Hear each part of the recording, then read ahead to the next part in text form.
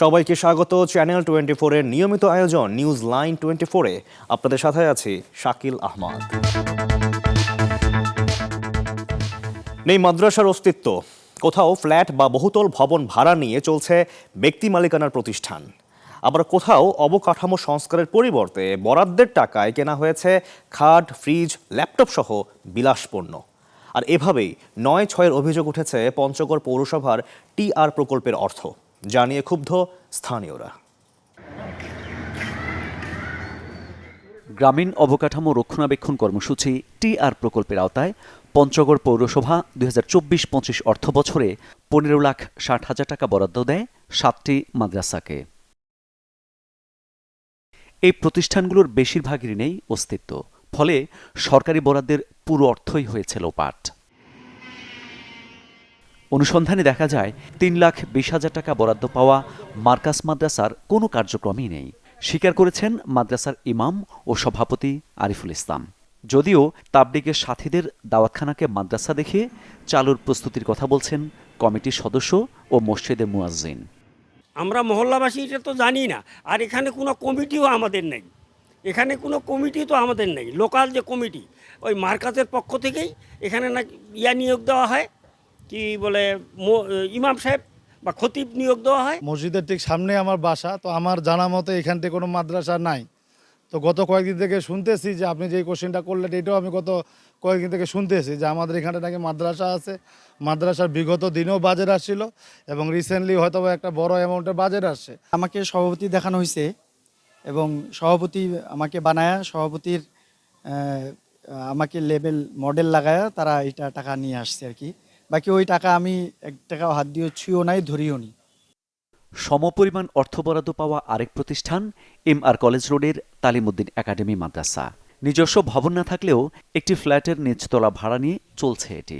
Fan, বই কেনার টাকায় নিজেদের ব্যবহারের জন্য দামি খাট, ফ্রিজ, ল্যাপটপ এবং আইপিএস কিনেছেন প্রতিষ্ঠান পরিচালক। ভুয়া বিল ভাউচারে তুলেছেন বরাদ্দের টাকা। আসলে ভাই আমি দূরে আছি, কি যে ভাউচার আছে ওখানে ৩,৯০,০০০ টাকা ভাউচারের মধ্যে আছে সব। একই অবস্থা একক মালিকানার রোশনাবাগ মাদ্রাসাতুল ফালা বালক মাদ্রাসা ও বালিকা মাদ্রাসারও। শিক্ষার্থী প্রতি ভর্তি ফি ৬,০০০ এবং মাসে ৫ থেকে ৬,০০০ টাকা বেতন নিলেও দেয়া হয়েছে টিআর প্রকল্পের বরাদ্দ। যদিও আধুনিক CC camera, computer, IPS, fan কেনার কথা থাকলেও বিল ভাউচার দেখাতে পারেননি প্রতিষ্ঠান দুটির পরিচালক মাওলানা আকবর বিন জাফর। মাদ্রাসা এবং মেহমানখানা দুইটা পোর্শন আমাদের এখানে আছে। মাদ্রাসা প্রক্রিয়াধীন, সব কিছুই ওকে, কাজ কারবার চলছে। আমাদের আজ থেকে মাদ্রাসা চালু হবে, এটা আমরা পরিকল্পনাও করছি। কার্যক্রম শুরু হবে এই যে ইদারিং ঈদের জন্য অপেক্ষায় ছিল এটা। বাইরের লোককে জানান? হ্যাঁ জি ভাই, যে আমাদের কর্তৃপক্ষ যারা এটাকে ওনারা জানে। অনিয়মে পিছিয়ে নেই ইসলামবাগ মাদ্রাসাতুল রাইয়ানও। প্রতিষ্ঠানটির ভাড়া বাইরে থেকে আসলেও বরাদ্দ পেয়েছেন টিআরের অর্থ। একে তো ভাউচার নেই, তার উপর নিজ প্রতিষ্ঠানের অর্থে কেনা প্রযুক্তি সামগ্রী দিয়ে অন্য মাদ্রাসায় অনলাইন ক্লাস নিচ্ছেন পরিচালক। বরাদ্দ এসেছিল ১,১৫,০০০ টাকার। আলহামদুলিল্লাহ এটা দিয়ে আমরা আমাদের অফিস সামগ্রী ক্রয় করা বাবদ এসেছিল। এটা দিয়ে আমরা আইপিএস কিনেছি, ফ্যান কিনেছি এবং প্রিন্টার এবং আমাদের পিসি সহ আরও যাবতীয় বিষয় যেগুলি আমাদের জরুরি বিষয় ছিল সেগুলি আমরা ক্রয় করেছি এবং আলহামদুলিল্লাহ এগুলির ভাউচারও আমরা ওই উপজেলা অফিসে সেগুলি আমরা সাবমিট করেছি। এরপরে আমাদেরকে দ্বিতীয় বিল দিয়েছে এবং এখানে আমাদের অডিটও হয়েছে। তো মোটামুটি ওনারা আমাদের এখানে সন্তোষজনকভাবে এখানকার কার্যক্রম ওনারা দেখেছেন, ছাত্রদের পড়া অবস্থায় দেখেছিলেন, যাবতীয় বিষয় দেখে ওনারা সন্তোষ প্রকাশ করেছেন। অস্তিত্বহীন বাণিজ্যিক এসব প্রতিষ্ঠানের এমন অনিয়মে ক্ষুব্ধ এলাকাবাসী বলছেন, কিছু অসাধু মানুষের কারণে বঞ্চিত হচ্ছে লিল্লাহ বোর্ডিং, এতিমখানা ও প্রকৃত মাদ্রাসা। মানুষ যে দানগুলো করে, সহযোগিতাগুলো করে বা সরকারি যেগুলো অনুদান আসে, এগুলো লিল্লাহ ফান্ড অথবা ওয়াকফকৃত প্রতিষ্ঠানগুলোতেই এগুলোর হকদার।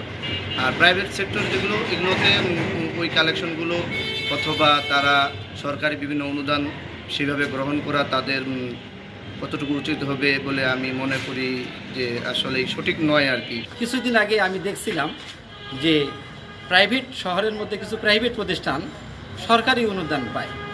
তখন আমি বিষয়টা অফিসগুলোতে একটু যোগাযোগ করি, এরপরে থেকে আলহামদুলিল্লাহ আমিও কিছু চালগুলো পাই, এগুলো হচ্ছে লিল্লা ফান্ড।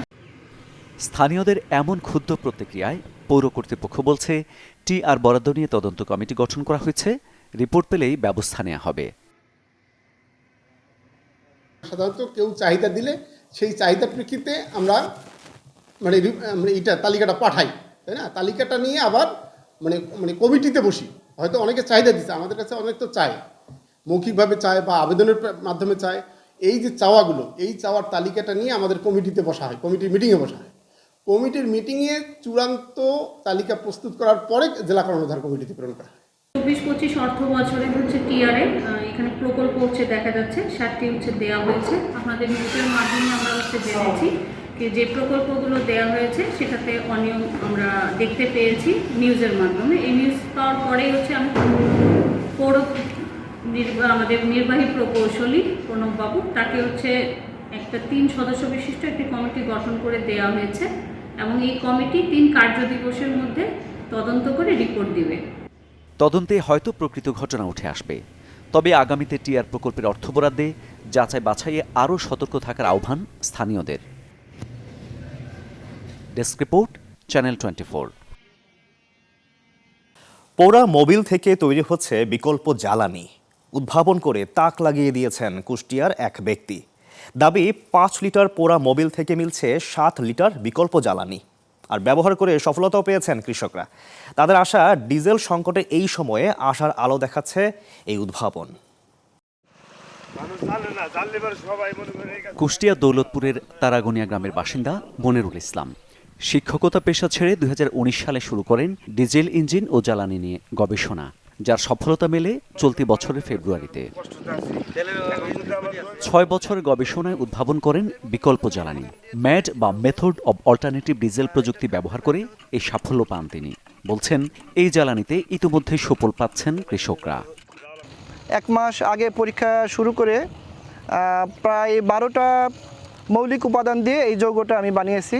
প্রথমে আমি 4টা উপাদান দিয়ে বানাইছিলাম, সেক্ষেত্রে ইঞ্জিনের প্রবলেম হচ্ছিল এবং ইঞ্জিন চলেনি।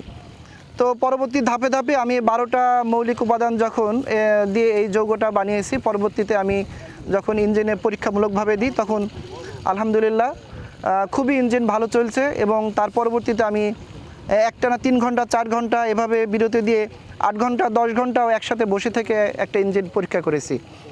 এভাবে করতে করতে প্রায় 15-20 জন কৃষক নিয়ে এই বুস্টারটা দিয়ে 5 লিটার পুরো মোবিলের সাথে 100 ml একটা বুস্টার দিয়ে বর্তমানে 5 লিটার মোবিলকে ডিজেলে রূপান্তরিত করে ডিজেল হিসেবে এটা ডিজেল ট্যাঙ্কিতে ঢেলে সারা পৃথিবীর যত ডিজেল ইঞ্জিন আছে প্রতিটা ইঞ্জিন চলবে ইনশাল্লাহ। মনিরুলের দাবির সাথে একমত স্থানীয় কৃষকরাও। বলছেন, এই জ্বালানিতে কম টাকায় মিলছে সেচ, তাই কমছে উৎপাদন খরচ। টাকা আছে কিন্তু তেল নাই, দোকানে গেলে দোকানদাররা বলছে তেল নাই। তা আমরা এই যে ভাইরা যে একটা বুস্টার ডোজ দিছে, এটা দিয়ে সেরে আমরা পুরা মোবিলের সহিত এটার সাথে মিশাই দিয়ে সেরে আমরা এখন এই যে মেশিনটা চালু করছি আজ দিয়ে সেরে যে পানি দিচ্ছি। 5 লিটার পুরা মোবিলে একটা বুস্টার মিশিয়ে 7 লিটার ডিজেলের কাজ করবে, তাতে আমাদের ডিজেলের চাইতে মেলা সাশ্রয়। আমরা এই ইঞ্জিনই চালাবো এখন পুরা মোবিল দিয়ে। 1 লিটার ডিজেলে 1 ঘন্টা সময় চলতো, এখন 600 গ্রাম মোবিলে বুস্টার দিয়ে চালালে আমরা 1 ঘন্টা প্লাস পাচ্ছি। হ্যাঁ, পানি তুলে দেখলাম যে না, ইঞ্জিন খুব ভালো চলছে, পানি ভালো উঠছে, আমরা খুব চালাতে পারবো, এখন আমরা খুব খুশি। মাঠ পর্যায়ে কৃষকদের এমন সাড়ায় খুশি স্থানীয় প্রশাসন ও কৃষি বিভাগ। কর্মকর্তারা বলছেন, সফলতা নিয়ে আরও নিশ্চিত হতে এবং বড় পরিসরে ছড়িয়ে দিতে সহায়তা দেবে সরকার। এখন আসলে বর্তমান পরিস্থিতিতে কৃষকদের হচ্ছে যে ডিজেলের চাহিদাটা রয়েছে, সেই ক্ষেত্রে হচ্ছে তাদের যে সরবরাহর বিভিন্ন জায়গা থেকে ডিজেল সংগ্রহ করার ক্ষেত্রে তারা কিছুটা সমস্যা ফেস করছে। তো সেই ক্ষেত্রে আমাদের কাছে কিছুদিন আগে মনিরুল ইসলাম উপস্থিত হয়েছিলেন। উনি আসলে একটি ডিজেলের বিকল্প হিসেবে একটি যৌগ তৈরি করেছেন এবং সেই যৌগকে পোড়া মোবিলের সঙ্গে যদি ব্যবহার করা যায় তাহলে সেটিকে ডিজেলের সাবস্টিটিউট হিসেবে ব্যবহার করা যায়। তো সেই ক্ষেত্রে টোটাল পরিমাণও কম লাগছে। 5 লিটারের ডিজেলের জায়গায় 4.1 লিটার যৌগ প্লাস হচ্ছে পোড়া মোবিল দিয়ে কাজটি চালানো যাচ্ছে। সেই ক্ষেত্রে ডিজেলের টোটাল পরিমাণটাও কম রাখছে এবং এর পাশাপাশি খরচটা বেঁচে যাচ্ছে। ডিজেলের 5 লিটার ডিজেলের যে দাম, সেখানে 4 লিটার পোড়া মোবিল এবং ওনার 100 ml যে যৌগটা ব্যবহার করা হচ্ছে সেটা মিলে খরচটা বেশ কম পড়ছে। আমাদের তরফ থেকে আমরা টার্গেট করছি, আমরা মাঠে সরজমিনে দেখব, দেখার পরে যদি দেখি যে না এটা ভালো কাজ করছে, সেক্ষেত্রে আমরা উপজেলা প্রশাসন এবং আমাদের ঊর্ধ্বতন কর্তৃপক্ষকে জানাবো। জানানোর পরে এটা নিয়ে হয়তোবা টিম এসে কোন সায়েন্টিফিক বৈজ্ঞানিক কর্মকর্তারা আসবেন, ঊর্ধ্বতন কর্তৃপক্ষ আসবেন, এসে এটা পরীক্ষামূলকভাবে যদি দেখা যায় যে না এটা আসলেই কৃষকের জন্য কার্যকর, তাদের মেশিনের কোনো ক্ষতি হচ্ছে না, সেক্ষেত্রে অবশ্যই এটা আমরা মাঠ পর্যায়ে কৃষকদের মাঝে প্রচারণা চালাবো যে ডিজেলের বিকল্প হিসাবে এটা ব্যবহার করে কৃষক যেন সাশ্রয় হয়। জ্বালানি সংকটে যখন দিশেহারা কৃষকরা, তখন সম্ভাবনার দুয়ার খুলে দিয়েছে মনিরুলের উদ্ভাবন। স্থানীয়রা বলছেন সরকারি সহায়তা পেলে এটি হয়ে উঠতে পারে জ্বালানির আশীর্বাদ। Desk report, channel 24। একদিনের সফরে সিলেটে একগুচ্ছ প্রকল্পের উদ্বোধন করলেন প্রধানমন্ত্রী তারেক রহমান। সুধী সমাবেশে আশ্বাস দিলেন জনগণকে দেয়া প্রতিশ্রুতি বাস্তবায়নের। বলেন 2.5 মাস সরকারকে মূল্যায়নের জন্য যথেষ্ট সময় নয়। তুলে ধরেন সিলেট অঞ্চলের উন্নয়নে নানা পরিকল্পনার কথা। প্রধানমন্ত্রী হিসেবে প্রথমবারের মতো তারেক রহমান যখন সিলেট পৌঁছান তখন চলছে ঝুম বৃষ্টি, সাথে সহধর্মিণী ডাক্তার জুবাইদা রহমান। ঝড় বৃষ্টির মধ্যেই বিমানবন্দর থেকে প্রধানমন্ত্রীকে বহনকারী বাস যায় হযরত শাহজালাল রহমতুল্লাহ আলাইহির মাজারে। মাজার জিয়ারত শেষে দেশ ও জাতির কল্যাণ কামনায় দোয়া ও মোনাজাত করেন প্রধানমন্ত্রী। পরে সিলেটের চাঁদনীঘাটে সুরমা নদীর দুপারে সৌন্দর্য বর্ধন সহ বন্যা প্রতিরোধী অবকাঠামো নির্মাণ প্রকল্পের উদ্বোধন করেন সরকার প্রধান। এ সময় ছিলেন বাণিজ্য মন্ত্রী, প্রবাসী কল্যাণ মন্ত্রী সহ সংশ্লিষ্টরা। এরপর যোগ দেন সিটি কর্পোরেশন প্রাঙ্গণে সুধী সমাবেশে। প্রধানমন্ত্রী বলেন, যদিও 2.5 মাস একটি সরকারকে মূল্যায়নের জন্য যথেষ্ট সময় নয়, তবে জনগণকে দেয়া প্রতিশ্রুতি বাস্তবায়ন শুরু করেছে সরকার। আমরা যে সকল কমিটমেন্ট দেশের মানুষের সামনে উপস্থাপন করেছিলাম, দেশের মানুষকে আমরা দিয়েছিলাম, সেই কমিটমেন্টগুলো বাস্তবায়নের কাজ আমরা শুরু করেছি। এই আত্মবিশ্বাস নিয়ে এই সরকার যাত্রা শুরু করেছে, তার কার্য পরিচালনা শুরু করেছে এবং এই আত্মবিশ্বাস আমি মনে করি আজ আমরা যাত্রা শুরু করছি, এই কাজগুলোকে দেশ এবং দেশের মানুষের জন্য যে কাজগুলো আমরা শুরু করেছি, আমাদের ভবিষ্যৎ প্রজন্ম সেই কাজগুলোকে ইনশাল্লাহ এগিয়ে নিয়ে যেতে পারবে এবং আমরা আমাদের কি প্রত্যাশিত বাংলাদেশ গঠন করতে সক্ষম হব ইনশাল্লাহ একদিন। ধন্যবাদ। নির্বাচিত হওয়ার পর প্রথমবার সিলেটে এসে নিজের দেয়া প্রতিশ্রুতি পুনর্ব্যক্ত করলেন প্রধানমন্ত্রী তারেক রহমান। বললেন, জনগণকে সঙ্গে নিয়ে সুখী সমৃদ্ধ বাংলাদেশ গড়তে চান। স্থানীয়দের প্রত্যাশা, প্রধানমন্ত্রীর এই সফরে নতুন করে উন্নয়নের ছোঁয়া লাগবে সিলেটে। সুধী সমাবেশ শেষে সদর উপজেলার কাশীপুরের বাইশাখাল পুনর্খনন কর্মসূচির উদ্বোধন করেন প্রধানমন্ত্রী। সেখানে সংক্ষিপ্ত বক্তব্যে তিনি বলেন, দেশের মানুষের স্বার্থ রক্ষা, সমস্যা সমাধান করা বিএনপি সরকারের একমাত্র লক্ষ্য। বাংলাদেশকে উন্নত বিশ্বের কাতারে নেয়ার প্রত্যয় ব্যক্ত করেন সরকার প্রধান। বাংলাদেশের মানুষ এমন একটি সরকারকে 12 তারিখে নির্বাচনে ভোট দিয়ে সরকার গঠন করেছে, যেই সরকার জনগণের জন্য কাজ করবে। কারণ আমাদের একমাত্র জবাবদিহিতা হচ্ছে এই দেশের মানুষের কাছে, এই দেশের জনগণের কাছে। সেজন্যই আমরা সেই সকল কর্মসূচি পালন করতে চাই, সেই সকল কাজ আমরা করতে চাই যেগুলোতে জনগণের উপকার হবে। জেলা পর্যায় থেকে শিশু কিশোরদের ক্রীড়া প্রতিভা অন্বেষণের কর্মসূচি নতুন করে স্পোর্টস বিকালে সিলেট স্টেডিয়াম থেকে উদ্বোধন করবেন প্রধানমন্ত্রী। শাহনেওয়াজ বাবলু, চ্যানেল 24, সিলেট। দক্ষিণ এশিয়ায় স্থানতম দক্ষতা সম্পন্ন শিক্ষকের হারে সবার পেছনে বাংলাদেশ। ইউনেস্কো প্রকাশিত বিশ্ব শিক্ষা পরিসংখ্যানে উঠে এসেছে এমনই এক হতাশাজনক চিত্র। শিক্ষাবিদদের মতে স্বাধীনতার 50 বছরেও এই করুণ দশার মূল কারণ মানসম্মত বেতন এবং সামাজিক মর্যাদার অভাব। আর এখনই মেধাবীদের শিক্ষকতায় ফেরানো না গেলে ভবিষ্যতে সংকট আরও প্রকট হবে বলে সতর্ক করেন তারা। আবির হোসেনের রিপোর্ট, ক্যামেরায় ছিলেন মেহেদি মিরাজ। 25 দিয়ে 50-কে ভাগ। ঢাকা বিশ্ববিদ্যালয় থেকে স্নাতক পাশ করে মেহরুন্নেসা মুন 7 বছর ধরে শিক্ষকতা করছেন ঢাকার শহীদ বুদ্ধিজীবী ডক্টর আমিনউদ্দিন সরকারি প্রাথমিক বিদ্যালয়ে।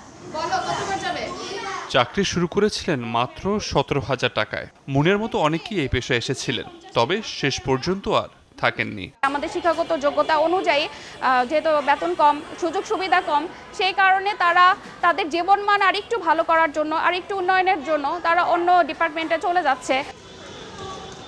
কিছুদিন পর চাকরি বাজারে প্রবেশ করবেন এমন কিছু তরুণদের সাথে কথা হলো।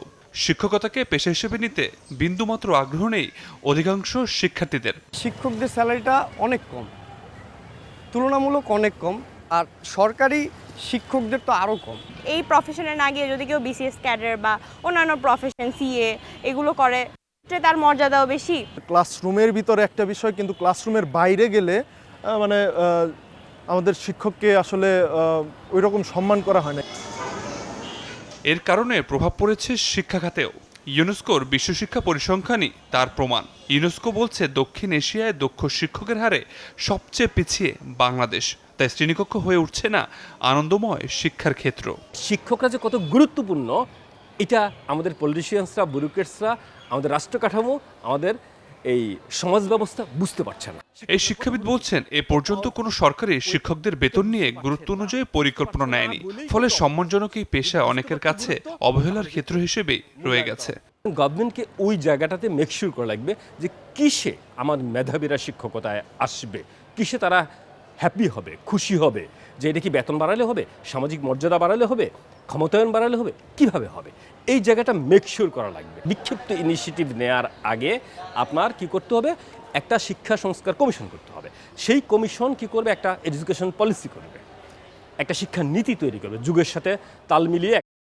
ম্যানচেস্টার ইনস্টিটিউট অব এডুকেশনের একটি গবেষণায় দেখা গেছে শিক্ষাদানের মান অনেকটাই নির্ভর করে শিক্ষকের মানসিক স্বাস্থ্যের উপর। নামমাত্র বেতন আর সামাজিক মর্যাদার অভাবে শিক্ষকতার মতো মহান পেশা থেকে মুখ ফিরে নিচ্ছেন সাধারণ শিক্ষার্থীরা। শিক্ষাবিদরা বলছেন এখনই যদি মেধাবী শিক্ষার্থীদের এই পেশায় না ফেরানো যায় তবে ভবিষ্যতে হয়তো দক্ষ শিক্ষকের সংকট দেখা দিবে বাংলাদেশে। আবির হোসেন, চ্যানেল 24, ঢাকা। নতুন ইতিহাস গড়লেন পর্বতারোহী ডাক্তার বাবর আলী। এবার জয় করলেন বিশ্বের ৫ম উঁচু পর্বতশৃঙ্গ মাকালু। কোনো বাংলাদেশের এই অর্জন এবারই প্রথম। একই সাথে বিশ্বের ৮,০০৫টি পর্বতচূড়া স্পর্শ করার রেকর্ডটিও এখন চট্টগ্রামের এই পর্বতারোহীর। পৃথিবীর ৫ম উচ্চতম পর্বতশৃঙ্গ মাউন্ট মাকালু, যার উচ্চতা ৮,৪৮৫ মিটার। নেপালের মহালঙ্গুর হিমালয় রেঞ্জে অবস্থিত অত্যন্ত প্রতিকূল এই পর্বতশৃঙ্গের শিখরে এখনও পা পড়েনি কোনো বাংলাদেশির। শনিবার ভোর ৫:৩০টায় সেই পর্বতশৃঙ্গে প্রথম লাল সবুজের পতাকা ওড়ান চট্টগ্রামের হাটাজারিতে জন্ম নেয়া এভারেস্ট জয়ী পর্বতারোহী বাবর আলী। বাবরের এই মাকালু অভিযানের সমন্বয় করে ভার্টিক্যাল ড্রিমার্স ক্লাব। অভিযানের শুরু থেকে সার্বক্ষণিক যোগাযোগ রাখছিলেন ক্লাবের সভাপতি ফরহান জামান। জানান ১৮ এপ্রিল বেস ক্যাম্পে পৌঁছান বাবর। নিজেকে প্রস্তুত করে ৩০ এপ্রিল যাত্রা শুরু করেন কালো পাহাড় হিসেবে পরিচিত মাকালুর উদ্দেশ্যে। বাংলাদেশ থেকে যে একটা জায়গায় সামিট হয়নি, সেটা আজকে প্রথমবার মতো হলো, এটা একটা স্পেশাল। আর বাবরের যদি আরেকটা ইন্ডিভিজুয়াল বলি, বাংলাদেশের আগে ইন্ডিভিজুয়াল কোনো পর্বতারোহী আগে করেছেন হচ্ছে মুহিত ভাই ৩টা পর্বতে 4বার সামিট করেছেন। বাবর হচ্ছে 4টা পর্বতে 4বার সামিট ছিল, এখন বাবর 5টা পর্বতে 5বার সামিট হলো। সো এটাও বাবরের জন্য কোয়াইট স্পেশাল এবং একটা বুস্ট আপ দিবে, মেন্টাল বুস্ট আপ দিবে বলে আমি বিশ্বাস করি। বিশ্বে ৮,০০০ মিটার বা তার বেশি উচ্চতার পর্বত আছে ১৪টি, যার সবগুলোতেই লাল সবুজের পতাকা ওড়ানোর লক্ষ্য বাবর আলীর। মাকালু জয়ের মধ্য দিয়ে প্রথম বাংলাদেশি হিসেবে 5টি পর্বতচূড়া স্পর্শ করার রেকর্ডটি এখন তার। 14টাই প্রথম বাংলাদেশ হিসেবে শেষ করা, বা বাংলাদেশের অনেক দেশ করেছে কিন্তু বাংলাদেশে এখন একজনও করেনি। সো বাবর এই পথেই আছে। সো এই পথে বাবর একটা হচ্ছে মেন্টাল ব্যারিয়ার। আমরা যখন 2 ডিজিট দেখি, 1 ডিজিট দেখি, তখন একটা মেন্টাল ব্যারিয়ারের বিশাল পার্থক্য হয়। বাবর আগে 4টা করেছে, এখন 5টা হলো, তাহলে বাকি আছে আর 9টা। 10টা চেয়ে 9টা কিন্তু বিশাল একটা মেন্টাল ব্যারিয়ার বাবর পার হলো। এখন বাবর শুধু সিঙ্গেল ডিজিট কাউন্ট করতে থাকবে, সাথে সাথে আমরাও। ২০১৪ সালে পর্বত আরোহণের শুরু পেশায় চিকিৎসক বাবর আলীর। ২০২৪ সালে জয় করেন এভারেস্ট। একই অভিযানে পা রাখেন মাউন্ট লোৎসে। ২০২৫ সালে এপ্রিল মাসে ওঠেন অন্নপূর্ণা 1-এ। সেপ্টেম্বরে প্রথম বাংলাদেশি হিসেবে কৃত্রিম অক্সিজেন ছাড়াই আরোহণ করেন ৮ম উচ্চতম পর্বত মানাসলুতে। রনি দত্ত, চ্যানেল 24, চট্টগ্রাম। শখকে সম্ভাবনায় পরিণত করেছেন ঠাকুরগাঁওয়ের এক কৃষি উদ্যোক্তা। ৭০টি গাছ দিয়ে শুরু করলেও বর্তমানে তার বাগানে রয়েছে ১২০০ গাছ, যেখান থেকে চলতি মৌসুমে ১০ লাখ টাকা আয়ের আশা করছেন উদ্যোক্তা। আর এই সাফল্যে আঙ্গুরের বাণিজ্যিক চাষে আগ্রহ বাড়ছে স্থানীয়দের। বাড়ি প্রবেশের পথ থেকে শুরু করে পুকুর পাড় সবখানে সবুজের সমারোহ। মাথার উপর বাঁশের মাচায় ঝুলছে থোকায় থোকায় সবুজ আঙুর। নজর কাড়া এমন দৃশ্য দেখে থমকে দাঁড়িয়ে দেখছেন পথচারীরা, কেউ আবার স্মৃতি সংরক্ষণে তুলছেন ছবি। এমনই ফুলে ফলে আঙুর বাগানে পরিণত হয়ে উঠেছে ঠাকুরগাঁও পীরগঞ্জ ঝলঝলি বসন্তপুর গ্রামের আবুল কালাম আজাদের বাড়ি ও আঙিনা। উদ্যোক্তা বলছেন, শুরুটা শখের বশে হলেও পুরো মনোযোগ এখন বাণিজ্যিক আবাদে। আমাদের গ্রামে প্রথম আমার চাচা আঙ্কুর বাগান করছে এবং লোক আসে নিয়ে যায় অনেক চারা, এবং আঙ্কুর ফল খুব মিষ্টি খাইতে। ফুল আসার ৫ থেকে ৬ মাসের মধ্যেই ফলন মেলে। প্রতিটি গাছ থেকে মেলে ৬ থেকে ৮ কেজি আঙ্গুর। চলতি মৌসুমে ১২০০ গাছ থেকে প্রায় ১০০ মণ ফলনের আশা করছেন আবুল কালাম। যদি কেউ বাণিজ্যিকভাবে আবাদ করতে চায় আমার সাথে যোগাযোগ করলেও চারা পাবে। আর যদি তার মধ্যে মনে করেন খরচ যা হয়েছে এইবারে আমার হয়তো ৮-৯ লাখ টাকার আঙুর হবে। আর আঙুরের বয়স হয়েছে ৪৫ হইতে ৫০ বছর বয়স থাকে আঙুরের, দীর্ঘ জীবী আর কি ওরা। তো যত দিন যাবে এখন মনে করেন ১০-১৫ কেজি করে ২০ কেজি কোনো গাছে ফলন হবে এই ১ বছরে। আর যত বছর ২-৩ বছর গেলে মনে করেন ৫০ কেজি ৬০ কেজি পর্যন্ত একটা গাছের ফলন হয়। আবুল কালাম জানান, আঙ্গুর দীর্ঘমেয়াদী ফসল। শুরুতে খরচ একটু বেশি হলেও ফলন বাড়ার সাথে সাথে লাভে পরিণত হয়। এমন আশার খবরে আঙ্গুর চাষে আগ্রহ বাড়ছে স্থানীয়দেরও। সপ্তাহে মনে করেন 2 দিন পানি দিলে চলে। আর ইউরিয়া সার মনে করেন বেশি দেওয়া লাগে না, ওই ধান বাড়ি বা আলু বাড়িকার মতো দেওয়া লাগে না, তো এগুলোতে কম দিলেও চলে। আর এই চাষ করে আমরা খুব লাভবান হব আমরা আশা করি। প্রতিদিন মনে করেন 10 জন 15 জন কাজ করে, তার আমিও থাকি, মানে আমরা আরও পারবো না 2 জন থাকি আমার চাষাবাড়ির বাগানে। মনে হয়তো পাতাগুলো ছাটা লাগে, তারপর কুশিগুলো ভাঙা লাগে, তারপর গোড়া অনেক নেলালি করা লাগে, সার দেওয়া লাগে। আমি এই বাগান থেকে অনুপ্রাণিত এবং কি আমি নিজে উৎসাহিত হয়েছি। আমি নিজে এখান থেকে চারা নিয়ে যাব, চারা নিয়ে যাই চাষবাস শুরু করব। এলাকাবাসীর এমন আগ্রহে উৎসাহ দিচ্ছে কৃষি সম্প্রসারণ অধিদপ্তর। কর্মকর্তা বলছেন, বাণিজ্যিক উৎপাদন বাড়াতে কৃষকদের সব ধরনের সহায়তা দেয়া হবে। যদি তার এই চাষ টেকসই হয়, যদি এটা হচ্ছে যে বাণিজ্যিকভাবে লাভজনক হয়, এবং এইটা যদি হচ্ছে যে আমাদের মার্কেটে আমাদের কৃষক পর্যায়ে যে বিয়া আছে সেখানে যদি গ্রহণযোগ্যতা অর্জন করতে পারে। আবুল কালাম আজাদের বাগানে রয়েছে 22 জাতের গাছ। এর মধ্যে কমপক্ষে 9টি জাত বাণিজ্যিকভাবে চাষ করা সম্ভব। Desk report, channel 24। চ্যানেল 24-এর নিয়মিত আয়োজন নিউজ লাইন 24-এ এই ছিল আজকের আয়োজন। সঙ্গে থাকার জন্য অনেক ধন্যবাদ সবাইকে।